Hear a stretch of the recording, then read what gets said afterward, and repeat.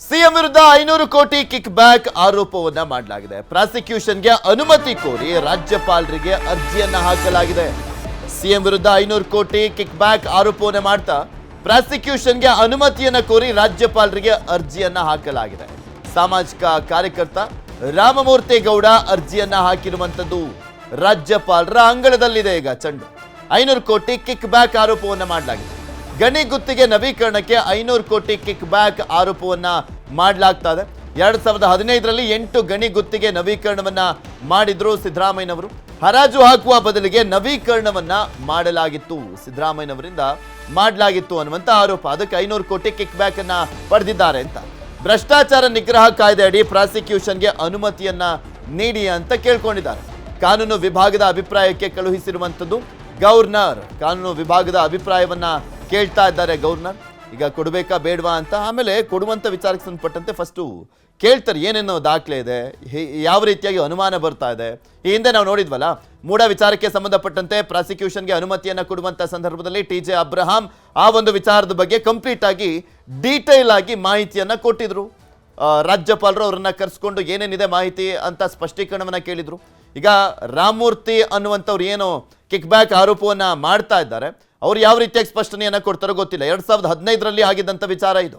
ಮತ್ತೊಂದು ಕಡೆ ಯಾಕೆ ರಾಜ್ಯಪಾಲರ ಒಂದು ಪ್ರಾಸಿಕ್ಯೂಷನ್ಗೆ ಅನುಮತಿಯನ್ನ ಕೇಳಲಾಗ್ತಾ ಇದೆ, ರಾಜ್ಯಪಾಲರ ಅಂಗಳದಲ್ಲಿದೆ ಅಂದ್ರೆ ಮುಖ್ಯಮಂತ್ರಿಗಳ ವಿಚಾರಕ್ಕೆ ಸಂಬಂಧಪಟ್ಟಂತೆ ಇವರೆಲ್ಲೋ ಹೋಗಿ ಪೊಲೀಸ್ ಠಾಣೆಗೆ ದೂರನ್ನ ಕೊಡ್ತಿದ್ದ ಹಾಗೆ ದೂರನ್ನ ದಾಖಲು ಮಾಡ್ಕೊಂಡು ತನಿಖೆಯನ್ನ ಮಾಡ್ಲಿಕ್ಕೆ ಆಗೋದಿಲ್ಲ. ಒಬ್ಬರು ಜನಪ್ರತಿನಿಧಿ ಆಗಿರುವಂತ ಕಾರಣಕ್ಕೋಸ್ಕರ ರಾಜ್ಯಪಾಲರ ಮುಖಾಂತರನೇ ಹೋಗ್ಬೇಕಾಗತ್ತೆ. ಆ ಕಾರಣಕ್ಕೋಸ್ಕರನೇ ರಾಜ್ಯಪಾಲರ ಹತ್ರ ಅನುಮತಿಯನ್ನ ಕೇಳಲಾಗ್ತದೆ. ಇದ್ರ ಬಗ್ಗೆ ಇನ್ನಷ್ಟು ಮಾಹಿತಿಯನ್ನ ಕೊಡ್ತಾ ಹೋಗ್ತಾರೆ ನಮ್ಮ ಪ್ರತಿನಿಧಿ ಹೆಬ್ಬಾಕ ತಿಮ್ಮೇಗೌಡರು ನಮ್ಮ ಜೊತೆ ನೇರ ಸಂಪರ್ಕದಲ್ಲಿ ಜಾಯ್ನ್ ಆಗಿದ್ದಾರೆ. ತಿಮ್ಮೇಗೌಡ್ರೆ, ಮೂಡ ಆಯ್ತು, ಈಗ 500 ಕೋಟಿ ಕಿಕ್ ಬ್ಯಾಕ್ ಆರೋಪವನ್ನ ಮಾಡಲಾಗ್ತದೆ ಸಿದ್ದರಾಮಯ್ಯನವ್ರ ಮೇಲೆ. ಆರೋಪವನ್ನ ಮಾಡಿರುವಂತದ್ದು ರಾಮಮೂರ್ತಿ ಗೌಡ ಅವರು. ಏನೇನೆಲ್ಲ ಆರೋಪಗಳನ್ನ ಮಾಡಲಾಗ್ತದೆ, ರಾಜ್ಯಪಾಲರ ಅಂಗಳಕ್ಕೆ ಏನಂತ ಅರ್ಜಿ ಹೋಗಿರುವಂತದ್ದು, ರಾಜ್ಯಪಾಲರು ಈಗ ಅದ್ರ ಬಗ್ಗೆ ಏನಾದರೂ ಸ್ಪಷ್ಟನೆಯನ್ನ ಪಡ್ಕೊಳ್ತಾ ಇದ್ದಾರೆ ಅಥವಾ ಕಾನೂನಿನ ಪಂಡಿತರು ಏನ್ ಹೇಳ್ತಾರೆ ಅದ್ರ ಮೇಲೆ ನಿರ್ಧಾರವನ್ನ ಮಾಡಲಿದ್ದಾರೆ? ಖಂಡಿತವಾಗಿಯೂ ರಾಜ್ಯಪಾಲರು ಏನು ಸಾಮಾಜಿಕ ಕಾರ್ಯಕರ್ತ ರಾಮಮೂರ್ತಿ ಗೌಡರು ಕೊಟ್ಟಿರ್ತಕ್ಕಂಥ ಒಂದು ದೂರಿಗೆ ಸಂಬಂಧಪಟ್ಟಂತೆ ಸಾಲಿಸಿಟರ್ ಜನರಲ್ ಅಭಿಪ್ರಾಯವನ್ನು ಕೂಡ ಕೇಳಿರ್ತಕ್ಕಂಥದ್ದು. ಮತ್ತೊಂದು ಕಡೆಯಾಗಿ ಈ ಒಂದು ವಿಚಾರಕ್ಕೆ ಸಂಬಂಧಪಟ್ಟಂತೆ ತಮ್ಮ ಮೂಲದಿಂದ ಮಾಹಿತಿಯನ್ನು ಪಡೆದುಕೊಳ್ತಾ ಇದ್ದಾರೆ ಅನ್ನುವಂಥ ಒಂದು ಮಾಹಿತಿ ಕೂಡ ನಮ್ಮ ನ್ಯೂಸ್ 18ಗೆ ಲಭ್ಯ ಆಗಿರ್ತಕ್ಕಂಥದ್ದು. ನೋಡಿ ಪೃಥ್ವಿರಾಜ್, ಭಾಳ ಮುಖ್ಯವಾಗಿ ಮುಖ್ಯಮಂತ್ರಿ ಸಿದ್ದರಾಮಯ್ಯನವ್ರಿಗೆ ಮೈಸೂರು ನಗರಾಭಿವೃದ್ಧಿ ಪ್ರಾಧಿಕಾರದಲ್ಲಾಗಿರ್ತಕ್ಕಂಥ ನಿವೇಶನ ಹಂಚಿಕೆ ಹಗರಣದ ಒಂದು ಟೆನ್ಷನ್ನಿಂದ ಈಗಷ್ಟೇ ಹೊರ ಬಂದಿರತಕ್ಕಂಥದ್ದು. ಆ ಒಂದು ಟೆನ್ಷನ್ನಿಂದ ಹೊರಬಂದಂಥ ಬೆನ್ನಲ್ಲೇ ಇದೀಗ ಮತ್ತೊಂದು ಟೆನ್ಷನ್ ಶುರುವಾಯ್ತಾ ಅಂತ. ಯಾಕಂತ ಹೇಳಿದ್ರೆ ಈ 2015ರಲ್ಲಿ ತಾವು ಮುಖ್ಯಮಂತ್ರಿ ಆದಂಥ ಸಂದರ್ಭದಲ್ಲಿ 8 ಗಣಿ ಕಂಪನಿಗಳ ಗುತ್ತಿಗೆ ನವೀಕರಣದ ಸಂದರ್ಭದಲ್ಲಿ 500ಕ್ಕೂ ಹೆಚ್ಚು ಕೋಟಿಯನ್ನು ಕಿಕ್ ಬ್ಯಾಕ್ ರೂಪದಲ್ಲಿ ಪಡೆದಿದ್ದಾರೆ ಅನ್ನುವಂಥದ್ದು ಸಾಮಾಜಿಕ ಕಾರ್ಯಕರ್ತ ಗಂಗಾಧರ್ ಯಾರು ರಾಮಮೂರ್ತಿ ಗೌಡ ಅವರವರ ಒಂದು ಗಂಭೀರವಾದಂಥ ಆರೋಪ. ಸೊ ಹೀಗಾಗಿ ಈ ಒಂದು ವಿಚಾರಕ್ಕೆ ಸಂಬಂಧಪಟ್ಟಂತೆ 8 ಗಣಿ ಕಂಪನಿಗಳಿಂದ 500 ಕೋಟಿ ರೂಪಾಯಿಯನ್ನು ವಸೂಲಿ ಮಾಡಿದ್ದಾರೆ ಅನ್ನುವಂಥದ್ದು. ಯಾಕಂತ ಹೇಳಿದ್ರೆ ಎಸ್ಪೆಷಲಿ ಈ ಒಂದು ಭ್ರಷ್ಟಾಚಾರದ ಆರೋಪದಲ್ಲಿ ಮತ್ತೊಂದು ಕಡೆಯಾಗಿ ಈ ವಿವಿಧ ರೀತಿಯ ತನಿಖೆಯನ್ನು ಎದುರಿಸ್ತಾ ಇರ್ತಕ್ಕಂಥ ಗಣಿ ಕಂಪನಿಗಳನ್ನು ಕೂಡ ಎಲ್ಲ ಒಂದು ಕಡೆಯಾಗಿ ಅವರು ರಿನ್ಯೂವಲ್ ಮಾಡಿರ್ತಕ್ಕಂಥದ್ದು. ಇದು ಭ್ರಷ್ಟಾಚಾರದ ಆರೋಪಕ್ಕೆ ಒಂದು ರೀತಿ ಹಿಡಿದಿರ್ತಕ್ಕಂಥ ಒಂದು ಕೈಗನ್ನಡಿ ಎನ್ನುವಂಥ ಒಂದು ನಿಟ್ಟಲ್ಲಿ. ಸೊ ಹೀಗಾಗಿ ಇವರ ವಿರುದ್ಧ ಒಂದು ತನಿಖೆಗೆ ಪ್ರಾಸಿಕ್ಯೂಷನ್ಗೆ ಅನುಮತಿಯನ್ನು ಕೊಡಬೇಕು ಅನ್ನುವಂಥ ನಿಟ್ಟಲ್ಲಿ ರಾಮಮೂರ್ತಿ ಗೌಡರು ರಾಜ್ಯಪಾಲರಿಗೆ ಈ ಒಂದು ದೂರನ್ನು ಕೂಡ ಕೊಟ್ಟಿರ್ತಕ್ಕಂಥದ್ದು. ರಾಜ್ಯಪಾಲರಿಗೆ ಈ ಒಂದು ದೂರನ್ನು ಕೊಟ್ಟಂಥ ಬಳಿಕ ಇದೀಗ ತಾವರ್ಚಂದ್ ಗೆಹ್ಲೋಟ್ ಅವರು ಆ ಒಂದು ದೂರಿನ ಪ್ರತಿ ಮೇಲೆ ಒಂದು ಸಿಗ್ನೇಚರನ್ನು ಇನ್ಶೀಲನ್ನು ಮಾಡೋದ್ರ ಮುಖಾಂತರ ಸಾಲಿಸಿಟರ್ ಜನರಲ್ ಅವ್ರಿಗೆ ಇದನ್ನು ಕಳಿಸಿ ಅಭಿಪ್ರಾಯವನ್ನು ಸಂಗ್ರಹಿಸಿ ಅವರು ಏನು ಹೇಳ್ತಾರೆ ಅನ್ನೋದನ್ನು ಕೇಳಿ ಎನ್ನುವಂಥ ಒಂದು ನಿಟ್ಟಲ್ಲಿ ಒಂದು ಸೆಕ್ಷನ್ಗೆ ರವಾನೆ ಮಾಡಿದ್ದಾರೆ. ಅಂದರೆ ರಾಜ್ಯಭವನದ ಏನು ಸೆಕ್ಷನ್ ಇದೆ, ದೂರುಗಳ ಅರ್ಜಿ ವಿಲೇವಾರಿ ಸೆಕ್ಷನ್ ಏನಿದೆ, ಆ ಒಂದು ಸೆಕ್ಷನ್ಗೆ ಈ ಒಂದು ಅರ್ಜಿಯನ್ನು ರವಾನೆ ಮಾಡಿದ್ದಾರೆ ಅಂತ ಹೇಳಲಾಗ್ತಾ ಇರ್ತಕ್ಕಂಥದ್ದು. ಈ ಒಂದು ವಿಚಾರ ಇದೀಗ ಮುಖ್ಯಮಂತ್ರಿ ಸಿದ್ದರಾಮಯ್ಯನವ್ರಿಗೆ ಯಾವ ರೀತಿಯಾಗಿ ಟೆನ್ಷನನ್ನು ತಂದೊಡ್ಡುತ್ತೆ, ಯಾವ ರೀತಿಯಾಗಿ ಅವರಿಗೆ ಒಂದು ಸುತ್ತಕೊಳ್ಳುತ್ತೆ ಅನ್ನುವಂಥದ್ದೇ ಸದ್ಯದ ಕುತೂಹಲ. ಪೃಥ್ವಿರಾಜ್, ತಿಮ್ಮೇಗೌಡ್ರೆ, ಈ ಹಿಂದೆ ಮೂಡ ಪ್ರಕರಣಕ್ಕೆ ಸಂಬಂಧಪಟ್ಟಂತೆ ಪ್ರಾಸಿಕ್ಯೂಷನ್ಗೆ ಕೇಳಿದಂಥ ಟೈಮ್ನಲ್ಲಿ ರಾಜ್ಯಪಾಲರು ಅದಕ್ಕೊಂದು ಸ್ಪಷ್ಟನೆಯನ್ನ ಕೇಳಿದ್ರು. TJ ಅಬ್ರಹಾಂ ಹೋಗಿ ಅದಕ್ಕೊಂದು ಎಕ್ಸ್ಪ್ಲನೇಷನ್ ಅನ್ನ ಕೊಟ್ಟಿದ್ರು, ಏನೇನಾಯ್ತು ಏನು ಎತ್ತ ಅಂತ. ಅದಕ್ಕೊಂದು ಕೆಲವೊಂದು ಅನುಮಾನ ಬರುವ ರೀತಿಯಲ್ಲೇ ಕೆಲವೊಂದು ಘಟನೆಗಳು ಕೂಡ ನಡೆದಿದ್ದು. ಅಂದ್ರೆ ಸಿದ್ದರಾಮಯ್ಯ ಉಪಮುಖ್ಯಮಂತ್ರಿ ಆಗಿದ್ದಂಥ ಸಂದರ್ಭದಲ್ಲಿ ಏನಾಗಿತ್ತು, ಅದಾದ್ಮೇಲೆ ಮುಖ್ಯಮಂತ್ರಿ ಆಗಿದ್ದಂಥ ಸಂದರ್ಭದಲ್ಲಿ ಏನಾಗಿತ್ತು, ಮುಖ್ಯಮಂತ್ರಿ ಆಗಿದ್ದಂಥ ಟೈಮ್ನಲ್ಲೇ ಅವರ ಹೆಂಡತಿಗೆ ಅದು ವರ್ಗಾವಣೆ ಆಗಿದ್ದಂಥ ವಿಚಾರ ಆಗಿರ್ಬೋದು, 50-50 ಸೈಟ್ಗಳು ಹಂಚಿಕೆ ಆಗಿದ್ದಂಥದ್ದು, ಇದೆಲ್ಲ ಸಾಕಷ್ಟು ವಿಚಾರಗಳು ಸಿಕ್ಕಿದ್ವು, ದಾಖಲೆಗಳು ಕೂಡ ಸಿಕ್ಕಿದ್ವು. ಬಟ್ ಈ ವಿಚಾರದಲ್ಲಿ ಏನು ಪ್ರೂಫನ್ನು ಕೊಡಲಾಗ್ತಾ ಇದೆ? ಆರೋಪ ಬೇಕಾದ್ರೆ ಯಾರು ಬೇಕಾದರೂ ಮಾಡ್ಬೋದು, ಬಟ್ ಏನಾದರೂ ದಾಖಲೆ ಅನ್ನುವಂಥದ್ದು ಕೊಡಬೇಕಲ್ಲ. ಏನಾದರೂ ಕೊಡ್ತಾ ಇದ್ದಾರೆ ಆ ರೀತಿಯಾಗಿ?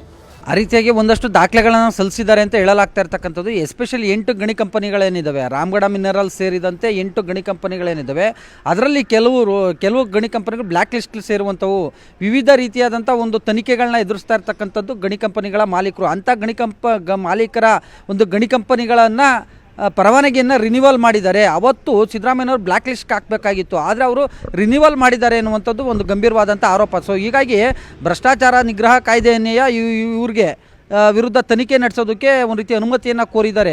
ಹೀಗಾಗಿ ರಾಜ್ಯಪಾಲರು ಈ ನಿಟ್ಟಲ್ಲಿ ಯಾವೆಲ್ಲ ಕ್ರಮವನ್ನು ಕೈಗೊಳ್ಬೋದು ಅನ್ನುವಂಥ ನಿಟ್ಟಲ್ಲಿ, ಯಾಕಂತ ಹೇಳಿದ್ರೆ ಮೈಸೂರು ನಗರಾಭಿವೃದ್ಧಿ ಪ್ರಾಧಿಕಾರದಲ್ಲಾಗಿರ್ತಕ್ಕಂಥ ನಿವೇಶನ ಹಂಚಿಕೆ ಪ್ರಕರಣ ಇಷ್ಟು ದೊಡ್ಡ ಮಟ್ಟದಲ್ಲಿ ರಾದ್ದಾಂತ ಆಗುತ್ತೆ, ಇಷ್ಟು ದೊಡ್ಡ ಮಟ್ಟದಲ್ಲಿ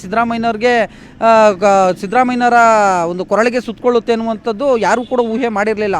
ಇದೀಗ 500 ಕೋಟಿ ಕಿಕ್ ಬ್ಯಾಕ್ ಪಡೆದಿದ್ದಾರೆ ಎನ್ನುವಂಥ ಒಂದು ನಿಟ್ಟಲ್ಲಿ ಗಂಭೀರವಾದಂಥ ಒಂದು ಆರೋಪವನ್ನು ಮಾಡಿರ್ತಕ್ಕಂಥ ಹಿನ್ನೆಲೆಯಲ್ಲಿ ರಾಜ್ಯಪಾಲರು ಯಾವ ಕ್ಷಣದಲ್ಲಿ ಯಾವ ನಿರ್ಧಾರವನ್ನು ಬೇಕಾದ್ರೂ ಕೈಗೊಳ್ಬೋದು. ಯಾಕಂತ ಹೇಳಿದ್ರೆ ಅವರು ಸುಮ್ಮನೆ ಇನ್ಶೀಲ್ ಮಾಡಿ ಸಾಲಿಸಿಟರ್ ಜನರಲ್ ಅಭಿಪ್ರಾಯವನ್ನು ಪಡೀರಿ ಎನ್ನುವಂಥ ನಿಟ್ಟಲ್ಲಿ ಆ ಒಂದು ಕಡತವನ್ನು ಅರ್ಜಿ ವಿಲೇವಾರಿ ವಿಭಾಗಕ್ಕೆ ರವಾನೆ ಮಾಡ್ತಿರಲಿಲ್ಲ. ಸೊ ಹೀಗಾಗಿಯೇ ರಾಜ್ಯಪಾಲರು ಈ ಒಂದು ವಿಚಾರವನ್ನು ಗಂಭೀರವಾಗಿ ಪರಿಗಣಿಸಿದ್ದಾರೆ ಎನ್ನುವಂಥದ್ದು ರಾಜಭವನ ಮೂಲಗಳ ಮಾಹಿತಿ. ಸೊ ಹೀಗಾಗಿ ರಾಜ್ಯಪಾಲರು ಯಾವ ಕ್ರಮವನ್ನು ಕೈಗೊಳ್ತಾರೆ, ಮತ್ತೊಂದು ಕಡೆಗೆ ಮುಖ್ಯಮಂತ್ರಿ ಸಿದ್ದರಾಮಯ್ಯನವರು ಈ ಒಂದು ವಿಚಾರಕ್ಕೆ ಸಂಬಂಧಪಟ್ಟಂತೆ ಏನೆಲ್ಲ ಸ್ಪಷ್ಟನೆಯನ್ನು ಕೊಡ್ತಾರೆ ಎನ್ನುವಂಥದ್ದೇ ಸದ್ಯದ ಕುತೂಹಲ. ಪೃಥ್ವಿರಾಜ್, ಈಗ ಸಹಜವಾಗಿ ಎಲ್ರಿಗೂ ಮೂಡುವಂಥ ಅನುಮಾನ ಅಂದರೆ 2015ರ ಸಂದರ್ಭದಲ್ಲಿ ಇದನ್ನು ರಿನ್ಯೂವಲ್ ಮಾಡಲಾಗಿದೆ. ಆ ಟೈಮಲ್ಲಿ ಏನೋ ಅವರು ಕಿಕ್ ಬ್ಯಾಕನ್ನು ಪಡೆದಿದ್ದಾರೆ ಅನ್ನುವಂಥ ಆರೋಪವನ್ನು ರಾಮಮೂರ್ತಿ ಗೌಡ ಅನ್ನುವಂಥವ್ರು ಮಾಡ್ತಿದ್ದಾರೆ. ಇಷ್ಟು ದಿನ ಯಾಕೆ ಸೈಲೆಂಟ್ ಆಗಿದ್ರಂತೆ, ಅಥವಾ ಈ ಒಂದು ವಿಚಾರಕ್ಕೆ ಸಂಬಂಧಪಟ್ಟಂತೆ ಈ ಮುಂಚೆನೂ ಲೋಕಾಯುಕ್ತಕ್ಕೆಲ್ಲ ಏನಾದರೂ ದೂರನ್ನು ಕೊಟ್ಟಿದ್ರ, ಅಲ್ಲಿ ಏನೂ ಆಗದ ಹಿನ್ನೆಲೆಯಲ್ಲಿ ಈಗ ಬಂದ್ಬಿಟ್ಟು ರಾಜ್ಯಪಾಲರಿಗೆ ದೂರನ್ನು ಸಲ್ಲಿಸ್ತಾ ಇರುವಂಥದ್ದು, ಅಥವಾ ಈ ಮುಂಚೆನೂ ಏನಾದರೂ ರಾಜ್ಯಪಾಲರಿಗೆ ಈ ಒಂದು ವಿಚಾರಕ್ಕೆ ಸಂಬಂಧಪಟ್ಟಂತೆ ಮನವಿಯನ್ನು ಮಾಡ್ಕೊಂಡಿದ್ರ, ಹೇಗೆ ಇದ್ರ ಬಗ್ಗೆ ಏನಾದರೂ ಮಾಹಿತಿ ಸಿಗ್ತಾ ಇದೆಯಾ ತಿಮ್ಮೇಗೌಡ್ರೆ? ಖಂಡಿತವಾಗಿಯೂ ಇದು ರಾಜ್ಯ ರಾಜಕಾರಣದಲ್ಲಿ ಈಗೊಂದು ಚರ್ಚೆ ಆರಂಭವಾಗಿರ್ತಕ್ಕಂಥದ್ದು. ಯಾಕಂತ ಹೇಳಿದ್ರೆ ಮೂಢ ನಿವೇಶನ ಹಂಚಿಕೆ ಹಗರಣ ಸಂಬಂಧ ಸಿದ್ದರಾಮಯ್ಯನವ್ರನ್ನ ಟಾರ್ಗೆಟ್ ಮಾಡಿದ್ದು ರಾಜಕೀಯ ದುರುದ್ದೇಶ ಅನ್ನುವಂಥ ನಿಟ್ಟಲ್ಲಿ ಕಾಂಗ್ರೆಸ್ ನಾಯಕರು ಆರೋಪವನ್ನು ಮಾಡ್ತಾಯಿದ್ರು. ಈಗ ಪವರ್ ಶೇರಿಂಗ್ ವಿಚಾರ ಬಂದಿದೆ. ಮತ್ತೊಂದು ಕಡೆ 2.5 ವರ್ಷದ ಬಳಿಕ CM ಸಿದ್ದರಾಮಯ್ಯನವರು ಅಧಿಕಾರವನ್ನು ಬಿಟ್ಕೊಡ್ಬೇಕು ಅನ್ನುವಂಥ ನಿಟ್ಟಲ್ಲಿ ದೆಹಲಿಗೆ ಬಂದ ಬಳಿಕ ಇದೀಗ ಮುಖ್ಯಮಂತ್ರಿ ಸಿದ್ದರಾಮಯ್ಯನವರೇ 5 ವರ್ಷಗಳ ಕಾಲ ಮುಂದುವರಿತಾರೆ ಅನ್ನುವಂಥ ಒಂದು ಚರ್ಚೆ ಅವರ ಒಂದು ಆಪ್ತ ವಲಯದಲ್ಲಿ ಕೇಳಿಬರ್ತಾ ಇರ್ತಕ್ಕಂಥದ್ದು. ಮತ್ತೊಂದು ಕಡೆಯಾಗಿ ಇತ್ತೀಚೆಗೆ ಮಾಜಿ ಮುಖ್ಯಮಂತ್ರಿ ಹಾಗೂ JDS ನಾಯಕ HD ಕುಮಾರಸ್ವಾಮಿ ಒಂದು ಸುದ್ದಿಗೋಷ್ಠಿ ಸಂದರ್ಭದಲ್ಲಿ ಒಂದು ಮಾತನ್ನು ಹೇಳಿದರು. ಅಂದರೆ ಗಣಿ ಮಾಲೀಕ ಅಂದರೆ ಗಣಿಗಾರಿಕೆ ವಿಚಾರದಲ್ಲಿ ಸಾಕಷ್ಟು ಭ್ರಷ್ಟಾಚಾರ ನಡೆದಿದೆ, ಟನ್ಗಟ್ಟಲೆ ನನ್ನ ಹತ್ರ ದಾಖಲೆಗಳಿದ್ದಾವೆ ಅನ್ನುವಂಥ ಒಂದು ನಿಟ್ಟಿನಲ್ಲಿ ಇದು ಒಂದು ಕಡೆ. ಮತ್ತೊಂದು ಕಡೆಯಾಗಿ ಈ ಒಂದು ವಿಚಾರಕ್ಕೆ ಸಂಬಂಧಪಟ್ಟಂತೆ ಇದೀಗ ರಾಮಮೂರ್ತಿ ಗೌಡರು ಸಲ್ಲಿಸಿರ್ತಕ್ಕಂಥ ಒಂದು ದೂರಿನಲ್ಲಿ ಯಾವೆಲ್ಲ ಗಣಿ ಕಂಪನಿಗಳನ್ನು ಉಲ್ಲೇಖ ಮಾಡಿದ್ದಾರೆ ಅನ್ನುವಂಥದ್ದು. ಮತ್ತೊಂದು ಕಡೆಯಾಗಿ ಈ ರಾಮಮೂರ್ತಿ ಗೌಡರ ಹಿಂದೆ ಯಾರಾದರೂ ಬೇರೆ ಪಕ್ಷದ ನಾಯಕರುಗಳಿದ್ದಾರಾ ಅನ್ನುವಂಥ ಒಂದು ನಿಟ್ಟಲ್ಲಿಯೂ ಕೂಡ ಇದೀಗ ಮುಖ್ಯಮಂತ್ರಿಯ ಆಪ್ತ ವಲಯ ಒಂದು ರೀತಿ ತಲಾಶೆಯನ್ನು ಮಾಡ್ತಾ ಇರ್ತಕ್ಕಂಥದ್ದು. ಯಾಕಂತ ಹೇಳಿದ್ರೆ ಮೂಢ ನಿವೇಶನ ಹಂಚಿಕೆ ಹಗರಣದಲ್ಲೂ ಕೂಡ ಎಲ್ಲೋ ಒಂದು ಕಡೆಗೆ ವಿರೋಧಿಗಳು ಸ್ವಪಕ್ಷೀಯರು ಕೂಡ ಇದರಲ್ಲಿ ಕೈ ಜೋಡಿಸಿದ್ದಾರೆ ಎನ್ನುವಂಥ ನಿಟ್ಟಲ್ಲಿ ಸಿದ್ದರಾಮಯ್ಯನವರೇ ಆರೋಪವನ್ನು ಮಾಡಿದರು.